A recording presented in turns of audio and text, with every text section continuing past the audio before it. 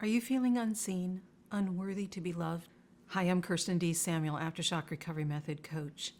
And if you find yourself in this situation, I hope you'll click the link in the notes below and schedule a free Finding Hope Again session. You aren't unseen. Let's listen in to this story about a woman who felt unseen and yet met the man who saw her as she truly was. Voices echoed. The waitstaff scurried with their chores, opening the windows to let in whatever breeze there was in that oppressive desert heat. Silently, she slid through the door to the outer wall. Furtively scanning the room, she spotted him. This man she just knew was her only hope. No one noticed as she carefully approached the man. I must see him, she thought. Conversation swelled around the table. Thankful for the noise level that masked her movements, she arrived near him and slid noiselessly to the floor. Pulling the bottle out of her pocket, she worked to open it. It wasn't much, but it would have to do. She couldn't afford any more. As the smell permeated the air, she sensed him move. Fearfully, she glanced up to see him smile and wink before turning back to his host, who now addressed him. With the man's glance, the host and those sitting near him noticed her. Her hands began to tremble, but she continued. It was the only way she could think of to thank him.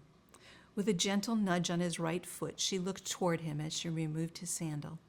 A quick gasp of breath told her the one beside the man saw what she'd done. Aghast, the observer poked the man on his right and pointed at her. She crouched as close to the floor and his foot as she could, tears now streaming. Would the man allow her to stay? His feet were so dirty, covered with blisters. With gentleness and care, she poured some of the fragrant ointment on his foot, her tears mingling with the oils. She wiped away the dirt and blood while massaging his foot. "What is that woman doing here?" the host roared at his butler. "Never would I allow someone who does what she does enter my home. A woman like her should never be seen, let alone enter the company of good people. Get her out now!" "Simon," the man said, smiling at her, "when I entered your home, you didn't give me any water to wash the dust from my feet. This woman's tears now cleanse away the dirt and grime. You didn't extend any common courtesies to me as a guest in your home. Yet this woman continues to pour sweetly scented ointment on my feet to smooth the dryness and blisters." Still looking at the weeping and trembling woman, the man continued his quiet conversation with Simon. "Simon, you didn't even give me the common greeting when I entered your beautiful home." The other guests gasped at his words. The host, now red-faced, stood with his clenched hands. He glared at the man. "Perhaps you think you are much better than this poor woman because you have made different choices and experienced various opportunities. You don't know her story, yet you condemn her." Gently touching her head, the man reached toward her. She dared to look at him. "Your sins are forgiven," he said. Then he took her hand and helped her to her feet. "Thank you for your kindness and love." The guests watched this man guide the woman to the door. "Go now in peace. Your faith has saved you." She paused on the threshold and looked back at him with awe, a wide-eyed smile lighting her face. Nodding, she eased out the door. The man she'd been looking for had seen her.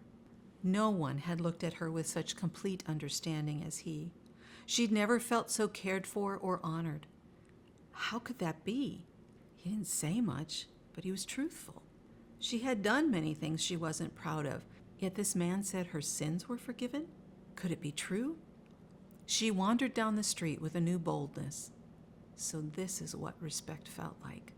Smiling at others, she replayed his few words which had impacted her life, given her hope, and validated her. In just a short amount of time, this man gave her truth, honor, respect, peace, kindness, acceptance, validation, faith, and hope. A future very different from her present and past. Does anyone see you? Just as Jesus saw this woman who the Bible text says was the town harlot, he sees you. Your sins, though you may have a lot and feel shame and guilt, can be forgiven when you come to Jesus. This woman had been looking for love, acceptance, and provision from all the wrong places and people. We don't know her full story, only what is recorded in the Bible. Where are you looking for love, validation, and respect? Have you been wounded by life's circumstances, people, and your choices? Jesus sees you, knows your heart, and offers all that you need. I hope you'll come to him today. And if you aren't sure how to find him, please reach out.